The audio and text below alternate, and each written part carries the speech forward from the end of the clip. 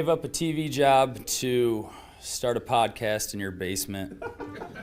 If that doesn't scream midlife crisis, I don't know what does. It was Championship Sunday here in Indianapolis. What's the mindset then coming in as a defending champion? I want to win. No, I want to win. The young lady over my shoulder, Caitlin Clark. Not the best looking guy. And I don't think anyone's going to sit here and say, Matt Randazzo was really good looking. What has this last month, 2 months, 3 months been like for you? It's an important fan base for the Fighting Illini, is it not? It is. He turned 69 years young last week. He looked good, Coach. Oh, try it. Thank you. Welcome to a Friday edition of Off the Air. We have officially made it to the weekend, or almost to the weekend. It's Friday, January 31st. Thank you so much for joining us.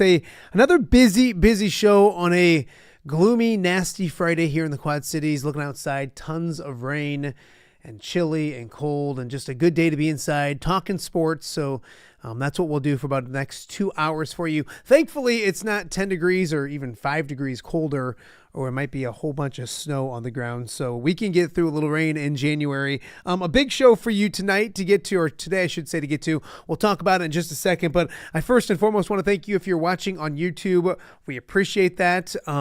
Make sure you're subscribing. If you haven't, please do that. Also, tell a bunch of people about us so that we can continue to grow this daily streaming Quad City Sports Show. Also, the show is on all podcasting platforms, including Apple, which was the big one, which has really helped our numbers a lot this week. So if you're an Apple podcast person, make sure you check out Off the Air with Matt Randazzo. So if you miss the show in the morning, you can check it out throughout the day. A lot of people do that, and we appreciate that as well.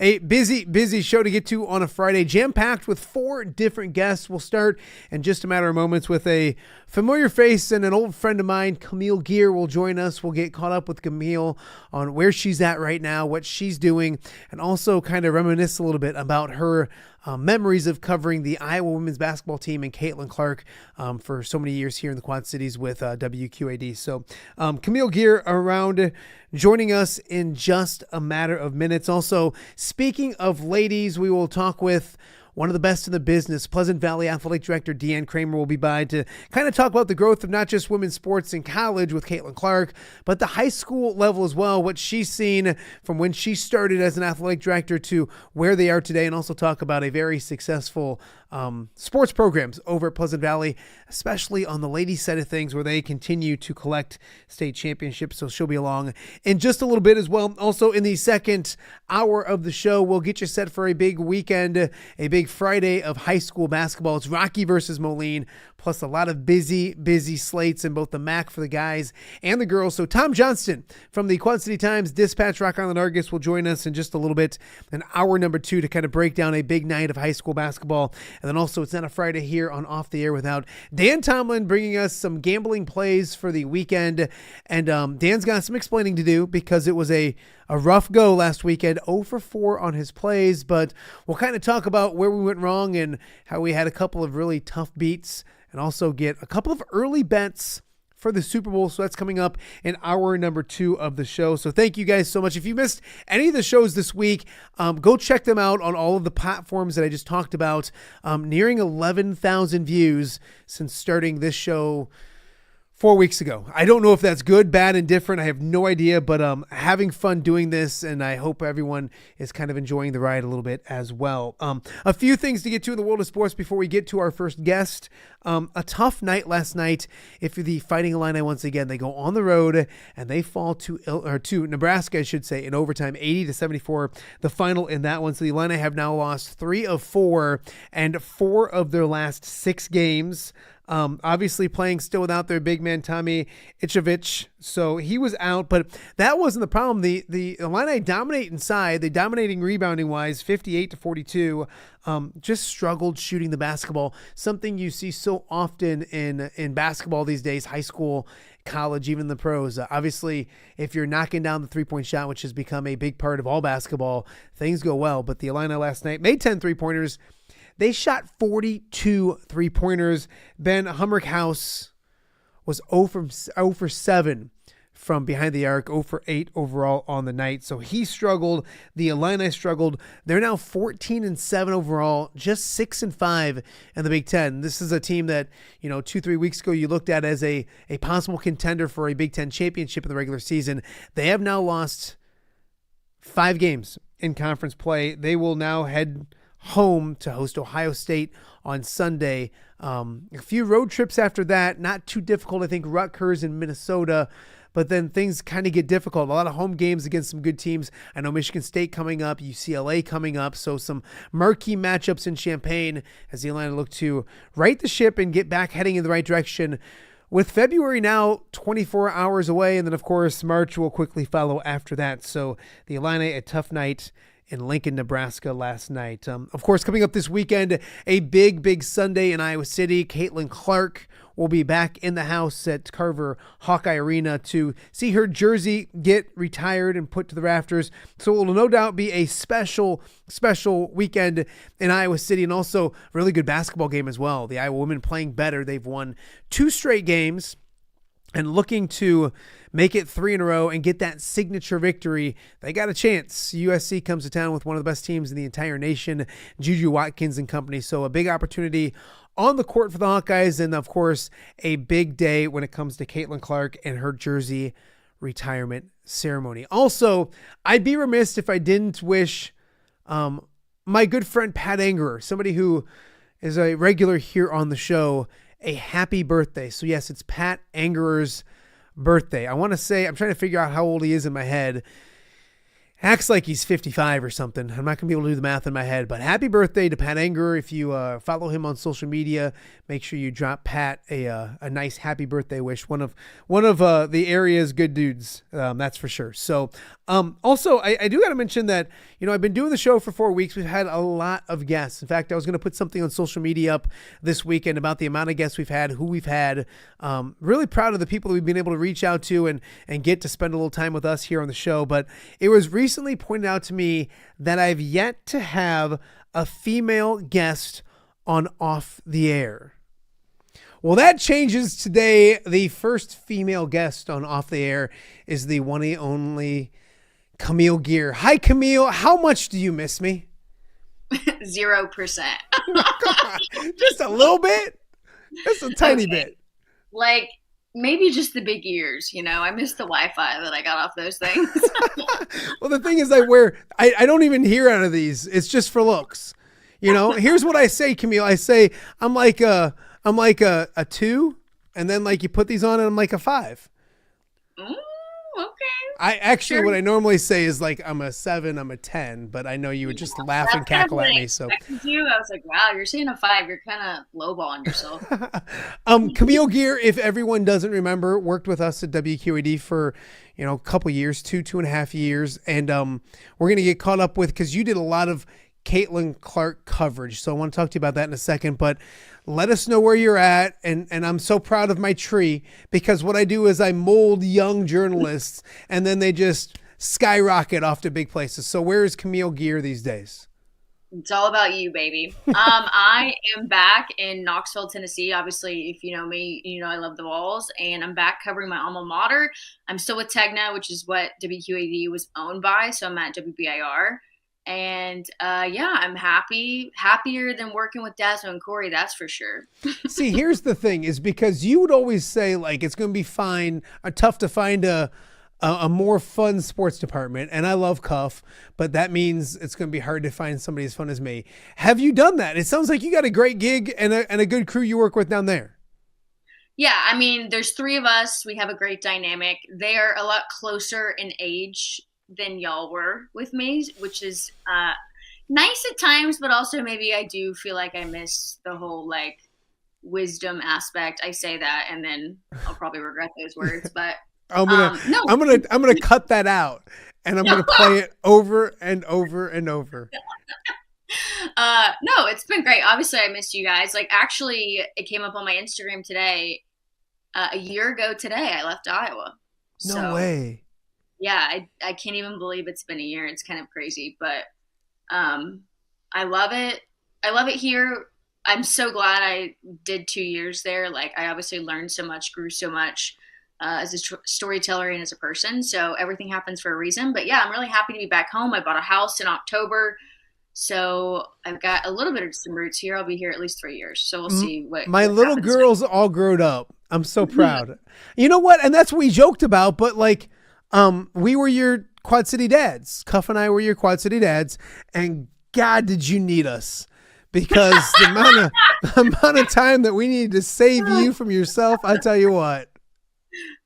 Yeah, I mean, poor Corey. I remember, like, I barely knew him, and I was like, we were working one night, and I'm like, can you help me carry him my dresser from my car to my apartment? Like, I've got nobody else to ask, and I would call, like, ask him, you know, like, oh, I gotta get an oil change. Could you pick me up? Well, I will say this, we were blessed. I mean, the people we worked with, and I got to work with Steve Campbell and Celia Palermo and so many great people.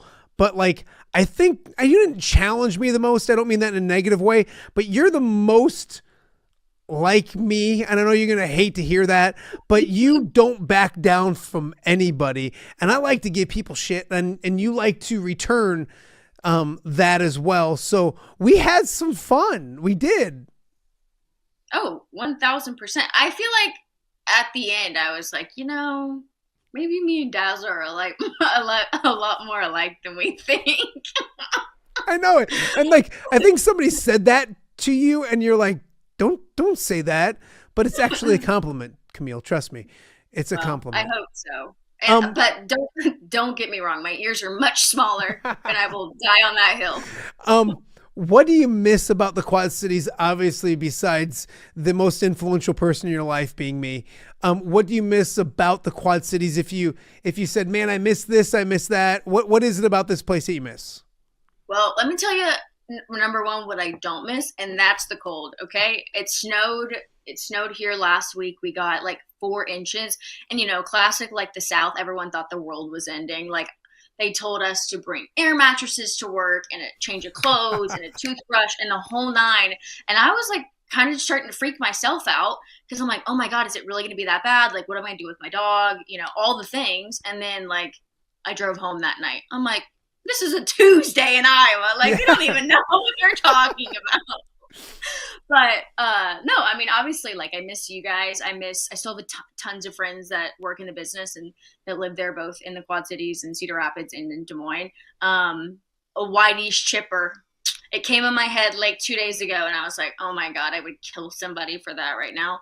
So yeah, I mean, I loved the Quad Cities. I loved living on the water. Like, the sunsets were always like gorgeous. So I definitely miss that, but I don't miss the 18.5 inches of snow. That's for damn sure. You know what? I think you got more in Nashville than we have almost all year. We barely gotten anything up here. Yeah, maybe it was you. Yeah. It was like, okay, now that she's gone, we'll just never snow again. Thanks. What if I told you that, like, you know, we could go grab dinner at Monarch?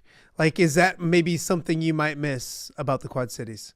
Oh, 1000% Monarch was my favorite. Brew was always like, I would always get that on Sundays, that like Hulk smash sandwich and mimosas to go. That was always my favorite. Obviously, watch NFL Sunday.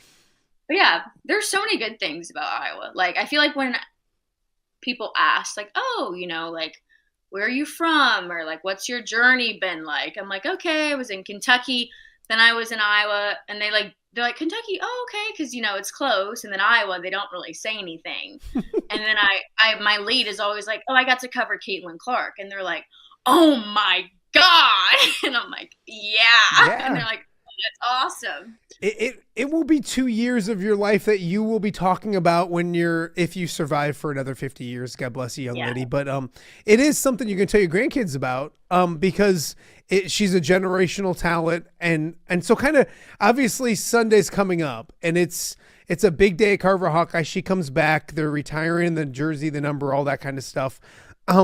When you think Caitlin Clark in your career, is that like bucket list number 1 of things you've gotten to do?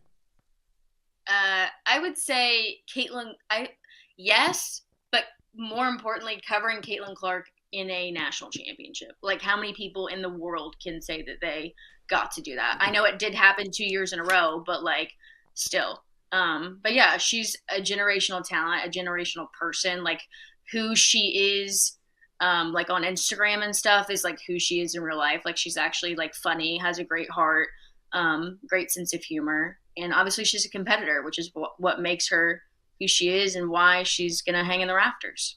We had Chad Leistico on last week, and he was talking about that first go round going out to Seattle. And it was almost like he said the calm before the storm, because it's the last interview with her where you kind of just sat there with not as much media, because not everybody made the trip to Seattle. Camille did, but not as much people made it out there. And it was almost like you went to Dallas and it was cameras were 6 deep and like the mania kind of started there. Can you take us back to that? Because you started that postseason with, hey, we're going to follow this all the way through, but you had no idea it'd take you to Seattle, it'd take you to Dallas, and what was about to start. So take us back to that year, because I think that's obviously the disappointment of the year before, but that's where it all started, and you were out there for that Seattle trip and that Dallas trip as well. I think for me, like people knew who Caitlin Clark was, obviously at that point. But I think for me, where it really started was the Indiana game, right? Like she hits the buzzer beater, the last regular season game of the year. It was a top 10, top 5 matchup. And I think that's when I was like, holy shit. Like I think you had that moment of like, I mean, yes, we knew she was good, obviously. Like you saw 22 everywhere. But for me, that game was like, College game day. It was just like the culmination of what everything that Iowa was the following season, like all the hype. I felt like that was like maybe the defining moment. And then, yeah, you had the first 2 rounds at Carver, which, the second round, everyone was like, oh my God, are they going to drop like they did to Creighton? They were fine. They move on.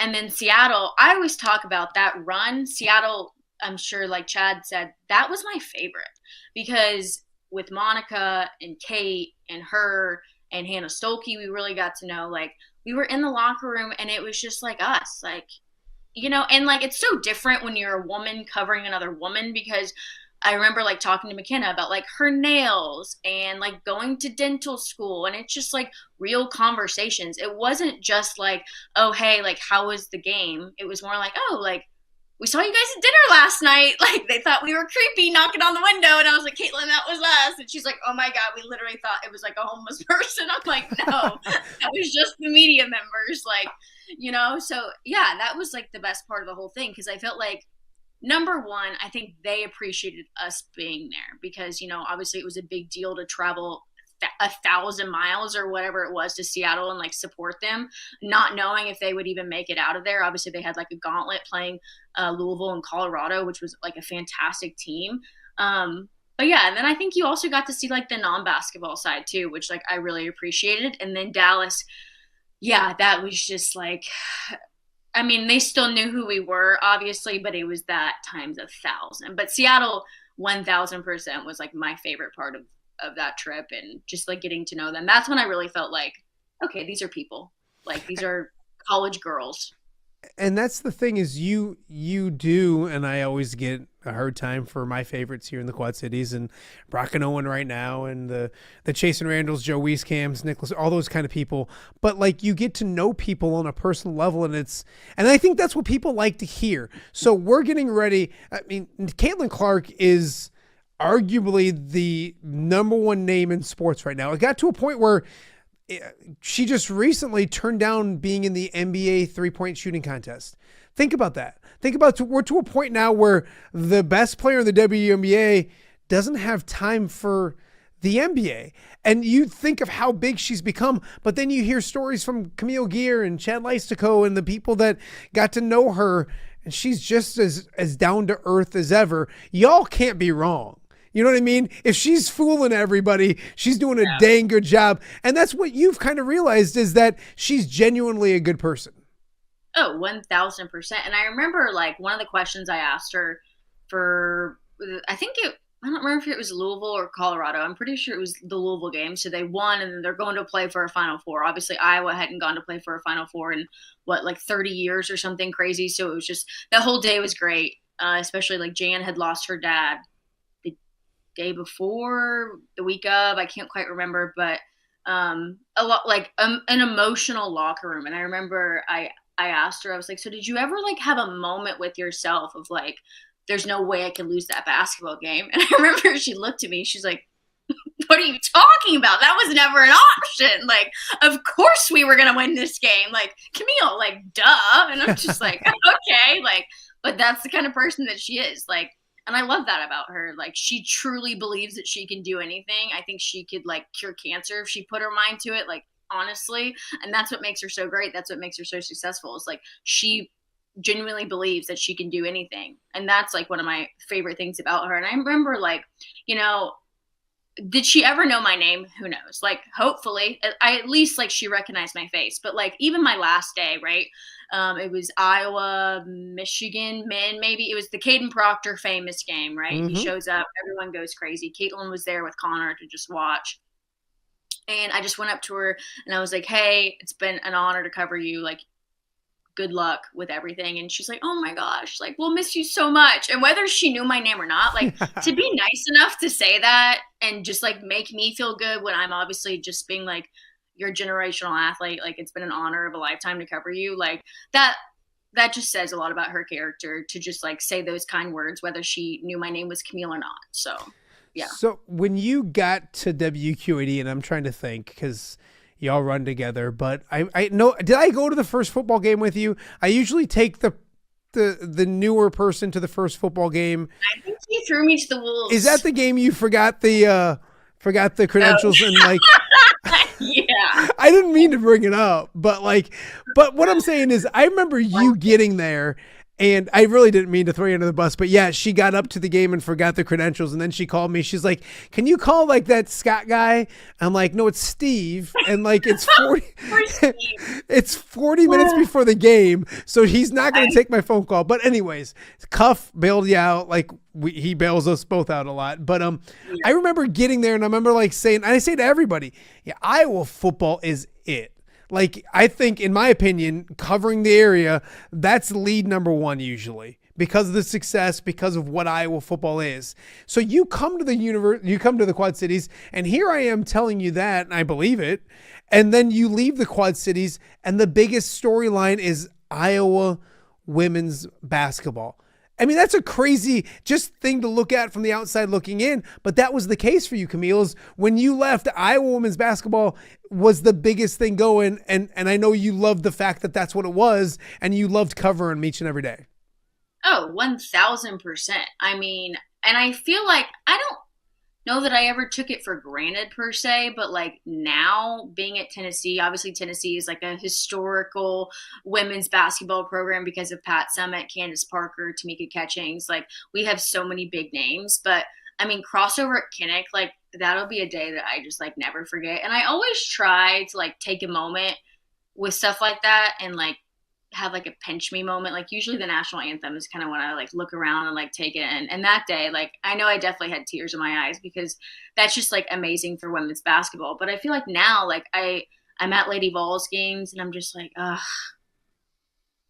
y'all just don't know what Carver Hawkeye looks like tonight. Like, you know what I'm saying? It's just, and the SEC is different. Don't get me wrong. I'll die on that hill. But Carver Hawkeye Arena with Caitlin Clark in it, that's like kryptonite in a bottle. Like, it is just something special. First off, yes, the SEC is different because y'all are weird. So it's different, but it's a weird different. I mean, you know how that is. I won't get too into that, but you know how different it is. But yeah, and I think I look at it and I kind of jumped on, not the bandwagon, but I had interviewed Caitlin, but because of Celia when she got here, and then when you got there and covered the main gist of it, when you left last year, I said to Corey, I'm like, you know, I've never covered a Caitlin Clark basketball game. So he went to the Michigan game, and then I'm like, I'm going to Ohio State. And then I went to the two games at Carver for the NCAA tournament, and I've been to a lot of games at Carver Hawkeye. I've been to some great environments, I've seen that place rocking. And that's the thing that frustrates me with Iowa fans is they think it's the building, and it's not the building. If you put people in it, it's awesome environment. And that's the loudest I've ever heard Carver Hawkeye Arena is those games. And I thought to myself, Caitlin Clark has made the University of Iowa a women's basketball school, and it's something I never thought could happen, and it did. So let's look back at some of this, because you mentioned the Indiana game, and you mentioned crossover at Kinnick. Are there games that like stand out above the others in games that you were at? They beat South Carolina to go to the national championship game, a South Carolina team that had Bree Beal on it. How do you rank those, or what are the ones that you say, this is what it was, this is my favorite, and why? Well, I feel like coverage-wise, again, Seattle was probably my favorite, just because like where they put us was amazing. Like we were courtside for those games. Like I felt like I was in it. At Carver, you're a little bit higher because we can't shoot the games because of the rules. And then Dallas, we were sitting in the freaking sky. So that was brutal. But for the South Carolina game, that was like amazing, because I remember I had to do like live shots right after. It was like going to be really, really tight. So I was basically standing in the stands next to two Iowa fans, and we're like jumping up and down. I'm like, you like don't want to be a fan, but like, with that team, like I was like, these girls are a little bit older than me. They're so relatable, so cool, so down to earth. They've got this rock star. You've got Jan Jensen and Lisa, who have been best friends for 30 years. Like, it's just like the most like girlhood, women in sports like thing that you could possibly imagine. And yeah, I remember like we were jumping up and down, and I was like, oh my God, like I get to cover a national championship with like a generational talent, which obviously at that point we knew Caitlin was amazing, but didn't know that she was going to be, hold the NCAA record amazing at that point. But I remember like I posted a video of like the moment, and like someone replied, it was like, I was standing right next to you. Like, cool. I was the fan. Like, it was so cool to share that moment, like, whatever. And, like, it just doesn't feel real, Yeah. Like, I think back and, like, I'm like, oh, my God, I forgot that they beat South Carolina. Like, that was one of my favorite games. Like, it's incredible. And then, like, South Carolina came to town here on Monday, and I'm like, God, I haven't seen Dawn Staley in, like, 2 years. Like, but they were all great. With her on the court, like, I don't know. I mean, I think the only game I ever saw them lose was the Natty. Wow, So, that's crazy. yeah. Real quick, the Indiana game, an amazing finish, kind of, I don't want to say put her on a map, but that buzzer beater and the way it happened. But can you tell us about your footage and how you nailed it, huh? I obviously, like, everyone in that whole place knew the ball was going to Caitlin Clark, right? Kate inbounds it, or maybe it was Gabby. I think it was Gabby inbounds it. Ref right in my face. Right where you don't need him to be. That's what I got. So I like, what the hell? And I like saw it go in, because I think Wheezy actually found an alternate angle, and my face is like, yep. The ball goes in. And then I'm like, okay, great. Who's the hero shot? And at that point, she had already jumped over me, because I didn't even know. I was like, oh my God. And then, we're all running around trying to get her. And I didn't realize, but like in the moment, she's like on this chair. I'm right in front of her. She like runs into me. And then we're all, still trying to run after her. And Jack Leto actually texted me and was like, did you just push Kate Martin? I saw it on TV. I'm like, what? Did I? I have no idea.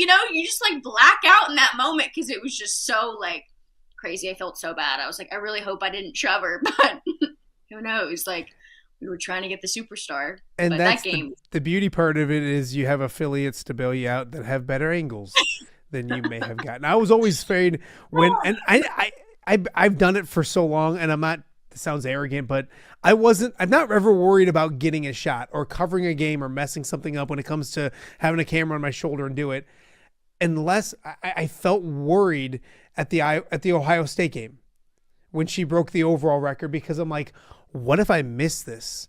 What if my battery screws up, or like something happens, the SD card messes up or whatever, you know how that happens. So like I was nervous. So I was already talking to affiliates like, hey, make sure. And of course that one was the free throw, and it was down at Jack's end. I think it was Jack or Chelsea. I can't remember which one. I think Jack. And so like, luckily they took care of me for it, and I didn't mess up too much. Fast forward real quick before I let you go, to Sunday. Obviously you're not going to Carver. I wish you were, but you'll be watching. I know you'll be watching. Like, what goes through your mind, and what does it mean for that young lady to be coming back to that building for the first time in what seems like a long time? It's not really that long, but it seems like so long since she's been back at Carver Hawkeye Arena. I didn't realize until the other day that she didn't go back for Bluter, which, I mean, I guess kind of makes sense. But I think more than anything, I'm glad that I was doing it now. Because I think someone said to me, like, well, they're just doing it so fast. Okay. Like, she didn't deserve it. Yeah. Strike while the iron's hot. Like, yeah, go ahead and retire it. No one should ever wear 22 again. And then I saw one interview that she did, and Caitlin, like, never really cried. The most that we ever saw her cry was when they lost, because even when they won to go to the Final Four, she didn't cry, or not that I saw or remember. And then when they beat South Carolina, she didn't cry. So you really have only ever seen her show emotion when she's sad. So I think it'll be really good for fans and good for Caitlin Clark people just in general to see, like, the emotional side of her, because I'm sure when it goes up, there's going to be tears, whether it's from her or her parents. But I just can't imagine what's going through her mind, right? Like, a kid from Iowa, from Des Moines, she has this, like, decides, despite almost going to Notre Dame because she's Catholic and, her parents and everything, she stays with the hometown team, leads them to back-to-back national champions, obviously doesn't walk away with the trophy, which I still hate that for, but goes down as the best women's basketball player of all time, gets her jersey retired at a place that she grew up going to games. I mean, how does it get any better than that? And then let's take it one step further. She goes, plays, ends up at the Fever, which is great because, Connor's there, Patrick's there. Like, Indiana just seems like it worked out, like, swimmingly. And then she gets to go back and play as a pro. Yeah. I'm just like, when someone writes the book or makes the documentary, I'll be in the first of line to watch it. I think, I don't want to say they messed up, but, like, if I can go to one of the two, I almost want to go to that game where she comes back and she's on the hardwood and she's playing at Carver more than I want. I wish they would have waited to announce that to Monday so that this can be what it is. Announce it there. Yeah. Like, during the ceremony. Yeah. Because it almost steals the thunder maybe a little bit. And I get that they want the hype and everything, but, like, I mean, it's Caitlin Clark. Where she goes, there is hype. Like, you don't have to build it. Yeah. And it's a no-brainer. And what a great idea. I mean, what a great, fantastic idea to get that young lady back in there playing basketball. And again, to a league that is much different now that Caitlin Clark's there because of notoriety and getting a spotlight. What a great way to continue to share the spotlight and spread the spotlight than to do that. So, where do you watch? You're going to be watching, I'm assuming? Yeah, but you're also missing a huge Caitlin Clark story. Like, hello, she got to sit in Taylor Swift's box and watch Travis Kelce. Like, come on! Are you? Oh, that's right. You are a Swiftie. You're an obnoxious Swiftie, aren't you? Oh, I had not obnoxious, but like I had people be like, "You're 1 degree away from Taylor Swift." I'm like, "All right, pump the brakes." No, you just so you know, you are an obnoxious Taylor Swift fan. It's okay. Like, it's the first step is to hear it, to own it, to acknowledge it, and then to get help. And we're gonna get you help. Okay, fine. But if you're a Caitlin Clark fan, like, you saw all those, I feel like, and Caitlin even said it herself, like, she doesn't get starstruck. I mean, she's freaking Caitlin Clark. Like, she gets to hang out with, like, the coolest people on earth. I mean, Travis Scott came to Iowa City to watch her play. Like, it doesn't get any more big time than that. And you can just tell, like, Taylor, like, goes to hug her, and she's like, I can't believe this is happening. Like, see a superstar like that, like, get shell-shocked is, like, the coolest thing. And I hope that we see some of that on Sunday, and I hope that maybe, like, some big names will show up and show out. Yeah, so. I'm sure they will. Gosh, I had one more for you, but I can't remember what it was. So, enjoy watching it from where you're watching it at. Are you obnoxious when it comes to? I gotta keep calling you obnoxious. That's mean of me. But do you just constantly in the sports? You'd be surprised what I normally call her. So I guess I'm kidding. Do you just go around the sports department and, like, name drop Caitlin Clark nonstop? Like, are people around your station like, oh, we get it, Camille, you covered Caitlin Clark. We get it, Camille, you've talked to Caitlin Clark and all that kind of stuff? No, I feel like I don't, because the only time I really talk about it is like if someone, I've had a lot of people shadow me since I've been here because, you know, I graduated from Tennessee. So like I really care about like journalism, especially women, like young girls seeing what I do, because I felt like when I was at that age, you know, junior, senior, I didn't maybe have like a great role model in the market that was like willing and able to go and talk to classes and like be that kind of person. So I've really tried to do that since I've been back. So within that comes, you know, going to class. Like I've been to 2 high schools. I got to go to a college class. I've had 2 girls shadow me now in the last 6 months. And so, you know, it always comes up like, okay, what has your journey been like to Knoxville? And whenever I say Iowa, like I said, people are like, what's in Iowa? Corn? And I'm like, no, babe, Caitlin Clark. And then they're like, oh my God. But don't worry. Her cereal is on my desk. It will stay on my desk forever. Actually, someone opened it the other day and was like, oh my God, it's open. I'm like, yeah, we tried it on TV. Yeah. I'm like, and I don't care if it gets moldy. I'll have it forever. So. That last answer makes you sound so mature and grown up. That could you just be mean to me before I let you go? Can you just say something mean or yell at me or do something? I like my coworkers better than you. That's that's a dagger. We got on to do this interview and she's like, "Oh, I love it here. This is the best I've ever had it." And I'm like, "You kidding me?" Like, what am I, chopped liver? Yeah, exactly. You don't tell somebody that. My goodness. Camille, not that I don't reach out to you and talk to you all the time, but for the rest of the people that don't get to see you all the time, it's good to see you. Behave yourself. Please behave yourself. And if you need me to bail you out of jail or do whatever, like I always had to do, you know, you can call. I'm here. Always. All right. Always. She is Camille Gear. She'll be watching from Knoxville, Tennessee, coming up on Sunday. We got a lot more to get to here on a Friday edition of Off the Air. We'll be back right after this. Hello, Dan Pearson here of FCA. Our team is thrilled to support Off the Air with our good friend Matt Randazzo. We share the view of the power of sport when it comes to relationships, including the influence of the coach. FCA believes the coach is the most influential person in America.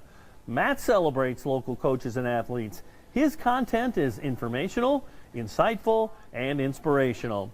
Our Fellowship of Christian Athlete team loves partnering with Off the Air with Matt Randazzo while we engage, equip, and empower coaches and athletes in our 23 counties. FCA, the heart and soul in sports. View from the West, the podcast covering Illinois high school football. It's going to be a hard-hitting game. It's going to be great football. Weekly analysis and reaction from around the western side of the state of Illinois. This is the game we had circled when the year started. Follow along on YouTube and subscribe wherever you listen to podcasts. It's big-time football out there tonight, and I know we can play big-time football. View from the West. We got you covered.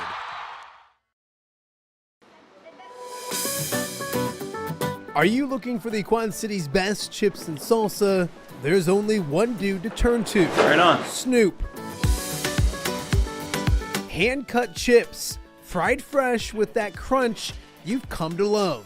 And the most addicting salsa with delicious fresh ingredients each and every time. Pick up your chips and salsa, queso, enchiladas, and much more at the Stern Center in Rock Island. To place your order, simply call the man himself. It's Snoop at 309-314-8197 and find out for yourself what the rest of the Quad Cities already loves.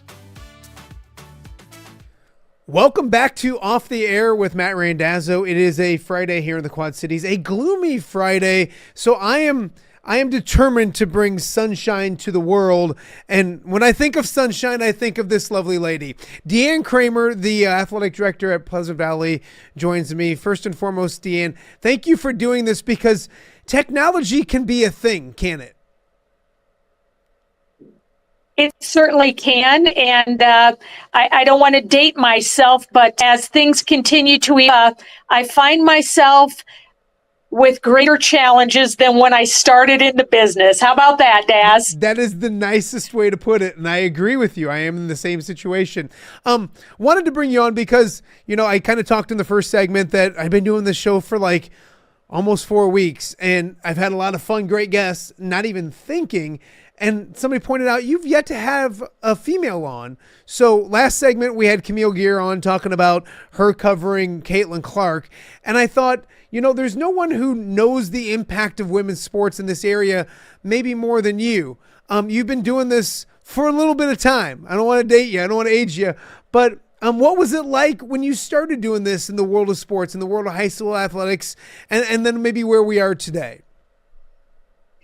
Dad started, cell phones were not a piece of equipment that was used frequently. It was, you had to solve problems. You had to use flip charts when scoreboards didn't work. So it's really evolved in terms of the coverage, the immediacy of spectacular events. It's just a different time. It's a fun time, but it's just a different time. Yeah, and you look at just technology and everything changes so much, but you look at when you look around conferences in the MAC and you see female coaches in the Western Big Six and in the MAC and athletic directors, how far has it come for what you do for your career, and what was it like maybe when you first started? When I started, Deb Mankey was at North Scott, and she was really the pioneer in the MAC in terms of women in athletics. Of course, you had Virginia Lohmiller in Davenport, but Deb was really the pioneer as a building level athletic director.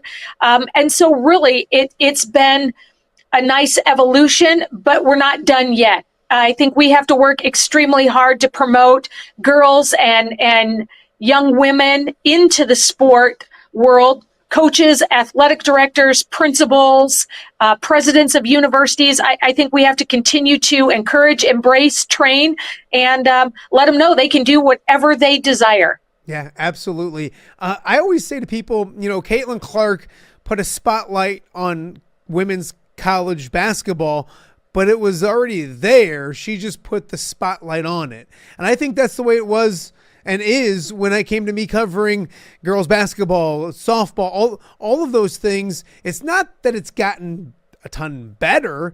It's just that people are noticing it now more than ever. Is that a fair assumption? Is that safe to say? I think it's very fair. I think you work extremely hard to promote, and it becomes really entertainment. And it's about teaching the game, understanding all of the components that make an event successful.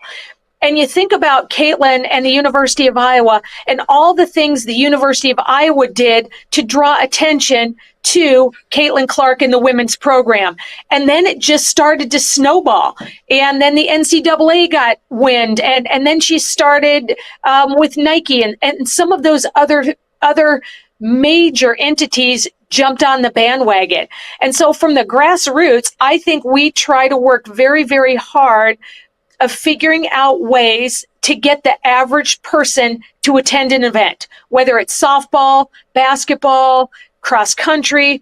What is it that we can add to the event to bring out the general fan who might grow to love it? And that's really what we're trying to do.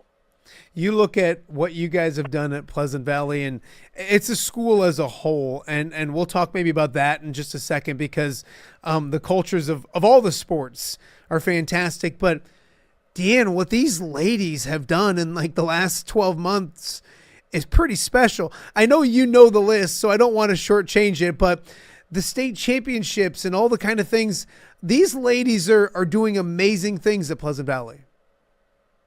They are. And being a female athletic director, I take great pride in that our girls are just having phenomenal success as well as experiences.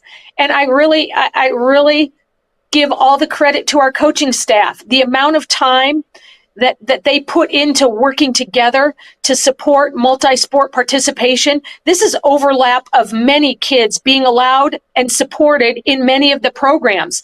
The camps and the clinics and the youth activities that they have to show these little girls, I want to grow up to be a Spartan. And it's time, it's energy, and it's work. And the coaching staff just puts so much into developing our brand of, hey, girls, you can be a Spartan. You can be beautiful, intelligent, competitive, successful. And it's really paid off in our world. You look at it, Deanne, I had Rusty Van Wetzing on a few weeks ago, little Rusty, not big Rusty. And we started talking about Pleasant Valley and the foundation that it laid. And he brings up the fact that the girls are doing what the girls doing. The support that the entire community gives all of the sports, but especially the girls' sports, because here's a football player at Iowa going to Central Michigan, and he's quick to point out not what everybody's doing, but what the ladies are doing specifically, which I don't know if that happens 10 years ago, and it's happening now. And I hope it's a trend that continues. I hope other schools see that it can be possible, and other young ladies see, and coaches, that it can be possible. We have an amazing strength coach. Hats off to Ryan Arnold. He is an assistant coach to every team in our school district. And our girls have really bought into strength and conditioning, which also leads to injury prevention and flexibility and agility, and there's never downtime. And so it's from one sport to the next. It's basketball, trusting volleyball, trusting track and field, trusting golf, trusting soccer, trusting tennis. It's putting egos aside to say to these young women, you can be great in everything that you want to do. High school is the last chance for what I call true amateur sports. I know there are some things with open enrollment that have changed a little bit, but this is the one chance that you have to potentially experience and get a taste of a lot of different things. Take advantage of them and be great. Gosh, you're preaching, because I tell kids all the time, you're not guaranteed much in life, but after high school, it's hard. And I go to Pleasant Valley, and there are a lot of college signings, and you guys do a great job giving athletes the opportunity, or helping them get the opportunity to go play at that next level. But eventually they're doctors and teachers and lawyers and whatever. And that's just as important as the athletic side of things. And I think that's stressed at Pleasant Valley High School. It's come a long way, Deanne, but that doesn't mean there's nothing left to do. As a female athletic director and doing this every day, what are the other things? What's the next steps to continue, not just female athletics, but just high school athletics in general, but mainly the female side of things? I think you have to stay on the forefront of the trends in your profession, and it's being open-minded to what's working in other places, whether it's boys sports, girls sports, evolution of new sports like girls wrestling. So how do we promote girls wrestling in year 2 of being a sanctioned sport?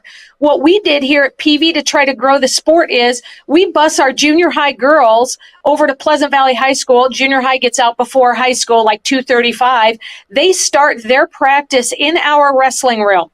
They have time with their coaches, and then our high school girls start practice at the conclusion of theirs. So now they're familiar with the high school, they're familiar with our room, they've developed relationships with our student athletes already, and so their level of comfort is much better than if they were to just walk in here as a new 9th grader and not have any feel of our building, of the relationship with their teammates. So we are trying to figure out ways to grow the sport, utilizing the tools that we have. And I feel very fortunate that upper administration, board of directors are so open-minded to how do we make these things work. And it's been phenomenal to watch this evolution of girls wrestling at PVHS. And certainly it's going to take time, but those are kind of the little things that you have to think about to grow your sport for the kids that you service, so to speak. Dan Kroemer joining us right now, Pleasant Valley Athletic Director. Before I let you go, I want to talk a bigger picture, because we've talked about the ladies, but we mentioned, little Rusty, but what Rusty does in football and Steve does in basketball, and everybody, all of what the culture is important. So I'm a Lions fan, and